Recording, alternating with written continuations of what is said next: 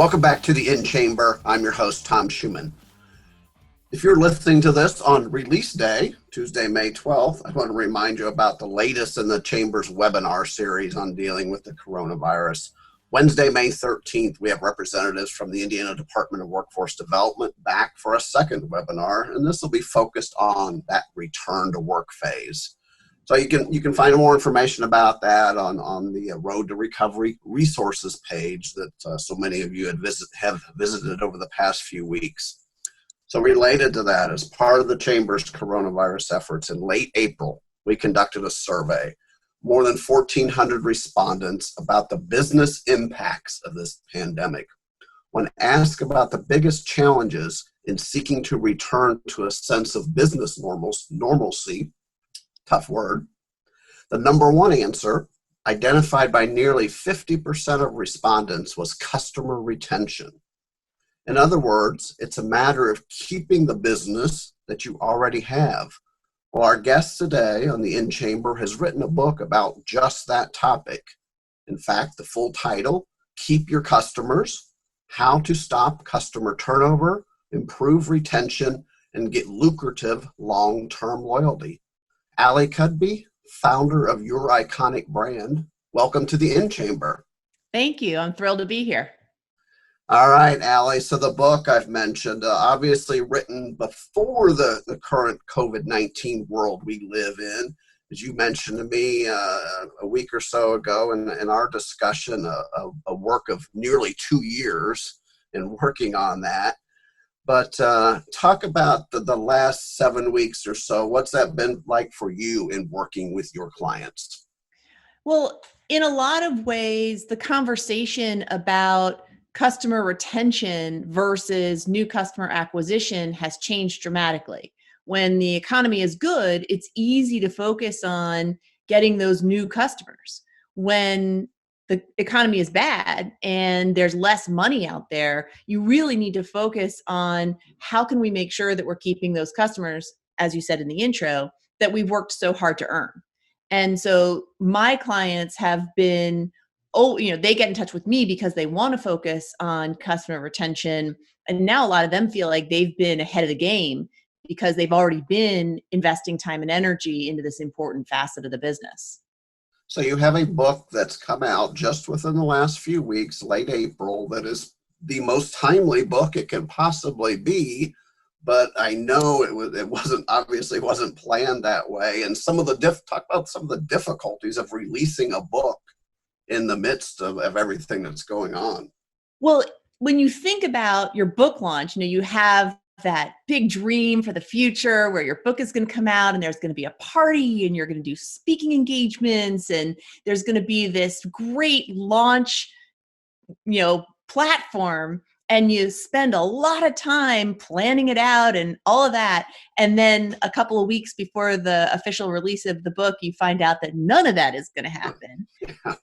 Dramatic change. It makes it a little challenging, right? But, one of the benefits of being a professor of entrepreneurship is that you're always ready to pivot. And so I just put on my little entrepreneur hat and figured, with the help of a great marketing agency here in Indianapolis, 1909 Digital, we were able to put together a fabulous virtual launch party and brought in some clients and people from the book. And it was a fantastic event. And so it was a real win. But, for me, like every other business owner, this has been a big impact. And definitely from both a planning and a revenue perspective, the book launch was real different. Well, in fact, we had this conversation planned even before the current situation taking place. I wanted to talk about your work. Well, let's transition a bit to that. I'm sure the current situation will come up at times, but let's talk about your career, how you got to where you are today, and just you've had some fascinating experiences along the way. As I look at your bio and some of the things you've done, talk a little bit about some of the things you've learned from your stops along the way. We'll start with marketing and sales at the New York Times. So that was an amazing experience and really the launch of my journey in customer retention and customer loyalty. I worked for the corporate strategy division of the New York Times Company, and it was right at the point where the revenue model for newspapers was being dramatically impacted by what was going on with the internet. And the customers who went from being print subscribers to online subscribers went from being profitable to unprofitable.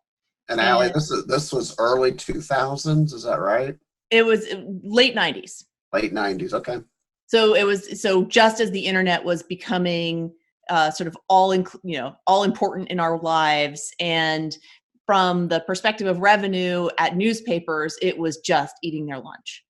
And so what we figured out was that when people called into our call center, they had a really bad experience and were often inclined to stop subscribing. And so we needed to fix that. And what I learned, and I had this amazing opportunity to explore some of the best practice companies in customer retention around the country, from FedEx to LL Bean to Saturn automobiles, and got to go look at their call centers. And they had these amazing, fancy call center technologies. And what we figured out was that at the times, we didn't need all that fancy stuff. And the reality was that when people called in, they had a few things that they needed to do. They needed to deal with the bill. They needed to, they didn't get their paper. They got a wet paper. They're going on vacation. They needed to put a vacation hold on it. And so it wasn't about investing in the expensive technology, but it was about creating an experience that made people feel more connected to this great brand. And we as a company weren't investing in our customer call center people. So they weren't then going and creating this great experience for our customers. And so it was by making a few changes, really focusing on the internal and making our team in the call center feel more engaged in their role as ambassadors, that changed the game with our customer experience. And so I just thought that was fascinating, that it's not always the customer facing issues that develop the retention patterns. It's the things that you do inside your company that impact the customer experience. Yeah, and while they may, without that proper internal outlook, it might be something considered fairly small, fairly minor, but obviously it's very important to that person who's having the difficulty or the challenge. So yeah, that's interesting. Right. You also worked director of marketing at Animal Planet. Sounds like fun, especially during these times. We've seen so many animals recently and the important role they play. It was a really fun job. And while I know you want to ask me what I learned, I suspect that one of the things I learned was on a photo shoot with Jeff Corwin, and I learned a lot about the gastrointestinal distress of Komodo dragons. I suspect that's not what you want to ask me about. No, we want to hear fascinating stories. So that sounds kind of interesting also. But it was explosive, I'll tell you that much. But it was a really interesting job because Animal Planet had customers that were either young or old. They really attracted kids and seniors. And in the world of television, that middle ground are the ones those are the viewers that are the most profitable. And so the head of the channel was like, you know what we should do? We should create programming to attract those more lucrative customers. And the long story short was, it didn't really work. We were alienating the people who loved us, and we weren't successful attracting the people who were theoretically the more profitable viewers, because it was just a mismatch. And it was a great lesson in really knowing who your customers are and serving them well, and taking yourself out of the equation. It's not about, in a business, it's not about you. It's about your customers and understanding their needs and being able to deliver on those. And we kind of, baited and switched our loyal viewers who had loved Animal Planet for a really long time in an effort to attract the sexier demographics for television. And it didn't work. And, the network went back to its roots because that's what they were really good at. So again, lessons learned along the way. Exactly. So I know you also worked with advertising customers at Golf Digest magazines, and then later you formed the Fab Foundations, and that I'll have to ask you to explain that. Working in the lingerie business with lingerie businesses and consumers. So a couple things. How did that begin, and how did that business lead to this focus on customer retention? Yeah. So I became an accidental entrepreneur. I had a retail experience at a store in London, and it was transformative. And so, yes, this does boil down to me going shopping for bras. And really, what ended up happening was I had such a good experience in the store, and I thought to myself, man, I know a lot of women who hate bra shopping. They think it's the worst thing ever. And if I've had this really great experience, then maybe there are more women out there that would like to have a better experience, because there's a lot of women that need to wear bras. And if they're all miserable, then this is a great opportunity. And what I had learned at Wharton from my entrepreneurship professor was that if you see a problem, then you have seen an opportunity. So I realized, well, that's really a problem, that people don't like, they hate shopping for this thing they need. So how can I fix it? And I ended up, long story short, creating this methodology for the art and science of bra fitting and how a bra fits a woman's body. And it became a training program for lingerie professionals around the world. And so I've worked with people who work in the lingerie sector, and other sectors too. There's been people who are in, physical therapy, and personal trainers and nurses who have, that aspect of women's anatomy as part of their work. And they all want to be able to support women, literally and figuratively. And so that's what I do. And so I've worked with all of these companies and helped them become better fitters. And what ended up happening was, a lot of these business owners, I mean, the majority of my clients were these retail store owners, and they would come to me and they would say, "Ali, this is amazing. My customers are crying tears of joy in the fitting room because they're so happy with their experience." And I would say, "Well, that's great. Now, what are you going to do to make sure that those customers come back faster and stay with you for the long term?"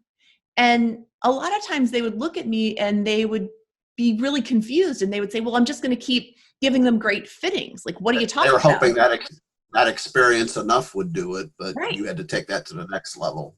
Well, what I learned from all of those professional experiences in corporate America was that providing a good experience isn't enough. You have to lead customers through, beyond the in-store experience. You have to lead them through an experience that leaves the buying moment and really carry it through with them. And so that was the light bulb for me. And I added this idea of customer loyalty and retention to the bra fit training and certification program. So I started working with the retailers to extend the experience beyond that moment in the fitting room. And then over time, the customers that I worked with on the customer loyalty and retention side just kept getting, bigger and bigger. I sort of went from lingerie retailers to women's apparel to all retail, and now I've worked in a lot of different sectors, including tech and healthcare and financial services and everything in between. I'm going to ask you a question in a second about those sectors, but when you tell that story, and that's the first time I've heard of how you got into that business, it reminds me of a company like Vera Bradley.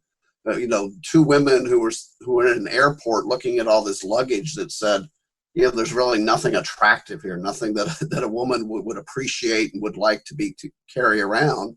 And that turned into, obviously, the company that it has become. But it's similar type thing, just based on that one experience that led Right. to your company. You talked about working in different sectors. So when you're talking customer retention, are there bigger differences between the sectors? Do you have to totally adjust the game plan based on the sector, or are there more similarities that these are key factors in customer retention, and it's more of tinkering with it to meet the needs of different customers? There's always specificity for each client, right? Every client has to tailor the process to their unique business. But the reality is that I am in the business of human engagement and making people feel seen, heard, and valued. And that is universal. That desire to feel valued and that appreciation when you do is universal. And so while the specifics get tailored, the fundamentals don't.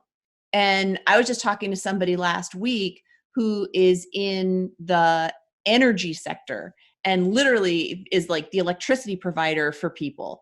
And that's about as much of a commodity business as you can possibly imagine.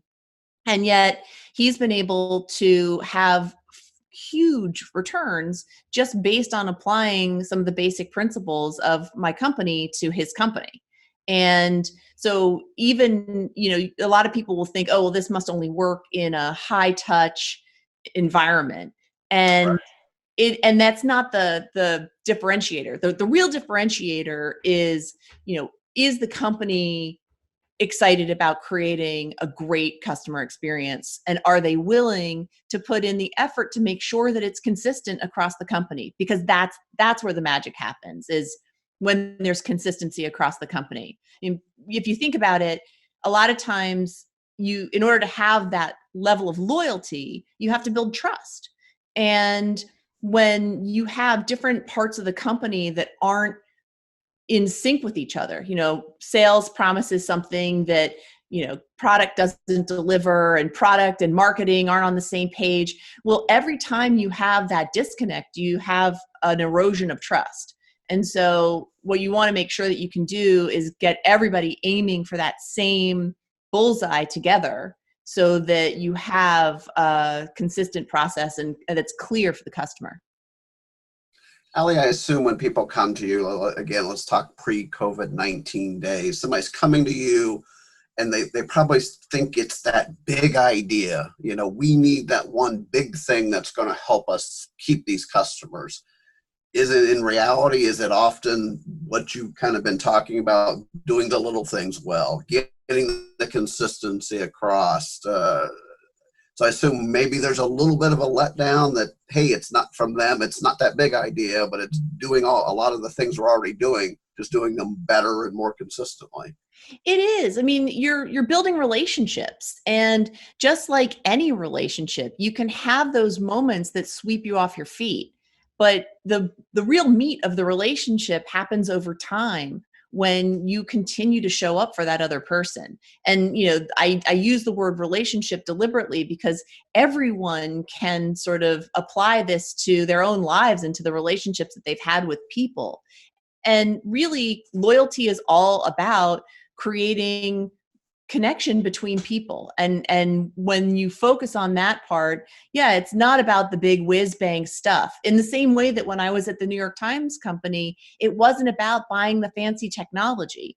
It was about the everyday things that we did to make the team feel like their work was worthy of something. And sometimes it was just as small as making sure that the call center people were being given the same swag as the people that worked in corporate headquarters. So they felt like they were part of the New York Times Company rather than sitting in a, warehouse in New Jersey, which unfortunately they were. And so, it isn't sometimes there can be big things that come out of it, but it's the consistency over time that makes the difference. Ali, the name of your company, your iconic brand, it seems so natural. Just like we said, keeping customers, the name of your book is a perfect fit for now, but your iconic brand, how did you come up with that? I was at a crossroads with my business because I had been working with all of these lingerie companies, and it really wasn't fitting anymore to have everything under Fab Foundations. And because I was getting more and more clients outside of the lingerie sector. And so I was at a conference and I was batting around ideas with a couple of the other attendees. And they said, well, you're really just like, you're in the business of creating iconic brands, right? And it's like, yeah, but, and they said, well, it's about my iconic brand. I said, no, it's not about my iconic brand. It's about your iconic brand. Yeah. And then I just Googled it, and lo and behold, it was available. So sometimes just the serendipity of the good conversation. Excellent.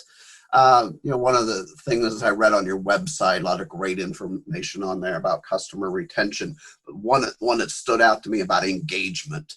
I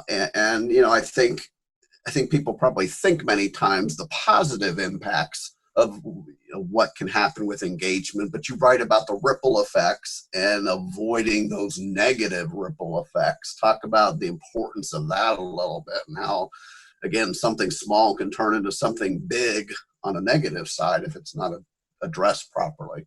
Sure. So, probably one of the easiest things for people to think about is the power of social media. And everybody wants to have those positive engagements on social media, and they want the information about their company to be viral. And that can work positively. And then if you misstep, that can work really negatively.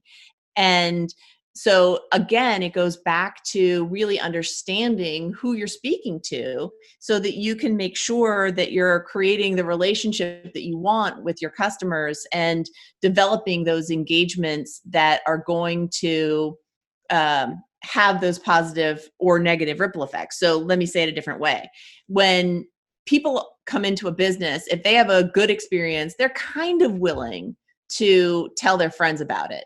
But when people have a bad experience, they are much more willing to tell everybody they know about their bad experience. And unfortunately, the studies are really clear about this, that people talk about their bad experiences. They share their negative word of mouth way more than they share their positive word of mouth.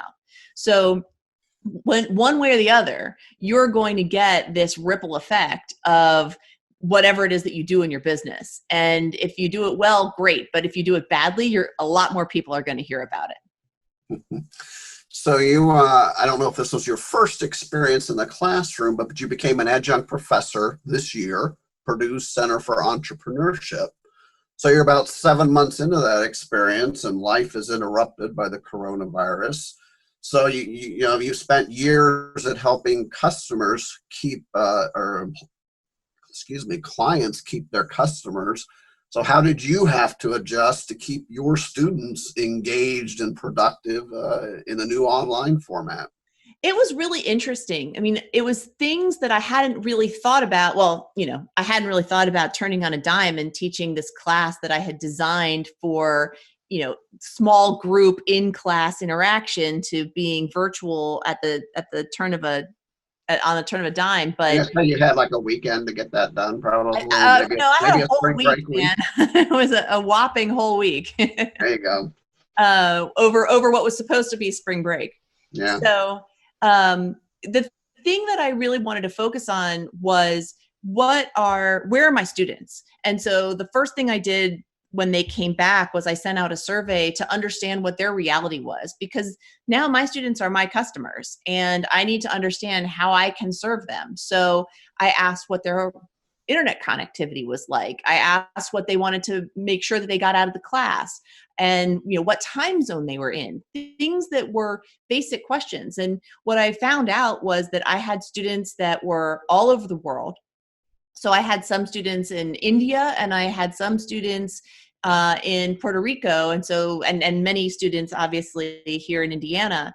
And so I had to make sure that when I was thinking through what I wanted to teach, I was taking that into consideration. I also had students with really different internet connectivity uh, ability. So, and some it was great, and some of them were on farms in rural Indiana, and they had terrible internet access. And as things were evolving, even over spring break, and the stay-at-home order was put down, it's not like they could even go into town safely and go into a coffee shop in order to get access to better internet access. And so I had to be really mindful of that. So everything that I taught was designed so that students could listen and watch in their own time. And they didn't have to be sitting in front of their computer with internet at a certain day and time each week. I also made sure that I limited my videos to 15 minutes. And sometimes I would have more than one video per lecture, but I know that it's hard to sit down and watch a video that runs longer than 15 minutes, no matter how dynamic and scintillating I am. And so I wanted to try and make the classes into more bite-sized chunks for them, and really tried to be mindful of what they needed to do, because they had to do group work as part of the class. And the whole class is designed around group work, because the class is one where they start with a business idea at the beginning of the semester, and they walk through the steps so that it evolves into a business plan at the end of the semester. And that meant that they still had to do a lot of that touching base with each other. And so I tried to keep myself out of it. As much as I really miss my students and I wanted to see their faces, I had to force myself to say, no, no, it's best for them to make sure that their time is spent with each other. It's not about me. So I really applied the rules of my own business to teaching. And just the more I focused on them as customers, the more it helped me clarify the path that I wanted to lay down for them to be able to navigate this transition. And it was hard. It's hard for everybody. It's really hard for everybody. Yeah, so it all ties together, and I can speak to a little bit on the higher education side with a son who's a junior in college, finishing up this last month and a half, including a chemistry lab. As you said, lab work not exactly intended for remote and virtual experiences, but kudos to you and all the educators who did everything possible to make these experiences great for their students. Ali, talk about things you like to do in your spare time when you're not working with clients or teaching. Well, my big hobby is that I am a ceramicist. I do pottery. And so there's a great studio down in Fountain Square Clay Center. And I've been going there since the day I moved here in 2017. It was the first thing that I signed up for, because I really wanted to, when we moved here, my husband and I moved here at the beginning of 2017, I did not know a single person in Indiana. And I thought, well, I need a community. And there have been two places where I have really been able to build community here. One is at the studio, the pottery studio, and the other is at the Speakeasy in Broad Ripple. And both of those places have been amazing, one on the personal front, one on the business front. And so I'm really grateful for Chris and everybody at the studio for being a great place to not just throw clay, but also make friends. You talked about, when I asked about the name of your company, you mentioned about, conference and talking with fellow attendees. Where are some of the other places you look for inspiration in your work, books or podcasts or TED Talks? What are some of the ways you like to kind of gather information that's out there? I'm a smorgasbord kind of girl. I listen to some podcasts, I read books, I watch TED Talks. I like a little bit of everything. And I am fascinated by the work of Angela Duckworth. She is the woman who learned about and wrote about this concept of grit, and the idea that the thing that differentiates the achievers to the people who won't necessarily buckle down and do the work when the going gets tough is this ability to, or the willingness to be uncomfortable and push through. And I find that her work is fascinating. As an educator, she talks about the world of education a lot. And so Angela Duckworth is great. Her TED Talk is fantastic. There's a guy named Sean Achor who wrote a book called The Happiness Advantage. And he is a positive psychologist. And he writes about the ways that we conceptualize happiness as being backward. That we think that if we have success, we'll become happy. But in reality, it's opposite. When we are happy, we find success. And his TED Talk is actually one of my favorite TED Talks of all times. He is funny and insightful, and at the end of the TED Talk, he gives you 5 easy steps to follow. So while I think that everybody should go buy a copy of Keep Your Customers and focus on customer retention, right after that, then go and grab one of Sean Acor's books. It's really great. That's right. Keep that order in mind too. Yeah. Keep your customers first, then get that guidance on Exactly. happiness. And two last questions as we get ready to wrap up. One is kind of back to business. So we've talked about many of the things that you advise clients to do. Obviously, we're going through the current situation. If you look out as we start to return to normal, is there one or two key things, the advice that changes as again, companies are trying to find that sense of normalcy? How does that impact some of the retention strategies they need to implement? So right now, I think there's this feeling of fear and what can I do to get revenue coming in the door? And that makes a lot of sense because everybody is nervous about what's going on, unless, you're Zoom. And so if you can focus on a little bit less you and a little bit more your customers, and really, how can I serve? There's a restaurant here, the Psalms Restaurant Group here in Indianapolis. And one of the things that they did was early on, they said, well, we have food to take out, but we also have food that arrives in the form of groceries. And we can serve people who are nervous about being able to get groceries in grocery stores and provide those groceries through our commercial food chains, supply lines. Yeah. And that's a great example of a company that really thought about how they could serve. And by focusing on that, they were able to make more revenue. I think that a lot of people use them as their de facto grocery store and wanted to support them because they're a local company. So when you can focus on that and come at it from the perspective of serving and those long-term customer relationships, you're going to do a better job in the long term. Final question, the one where I like to put everybody on the spot just a little bit, not too much, but throughout the course of this year, as we've had these conversations, we close with asking people, what does success mean to you? If you're thinking about it on a professional basis, whether working with your clients, on a personal basis, obviously you're in so many of these areas, but when you think about it, what do you kind of signify or describe as success? For me, this concept that I talked about earlier of people feeling seen, heard, and valued is really powerful. And in this day and age, especially, it's so easy to feel like a number.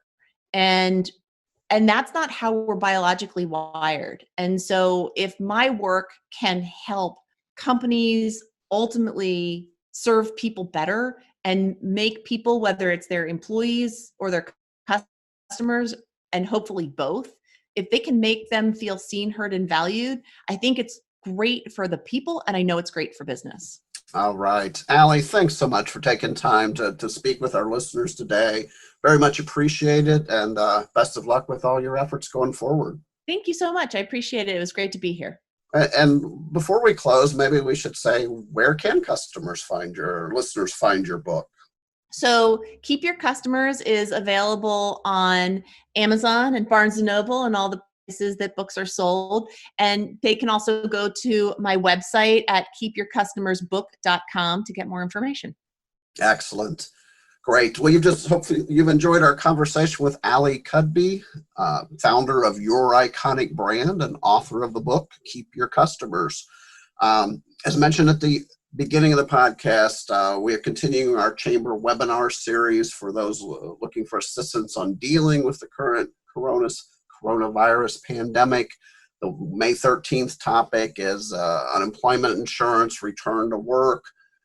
At the Chamber Road to Recovery resource page, indianachamber.com/coronavirus. You can find details on this and future webinars, as well as other important information.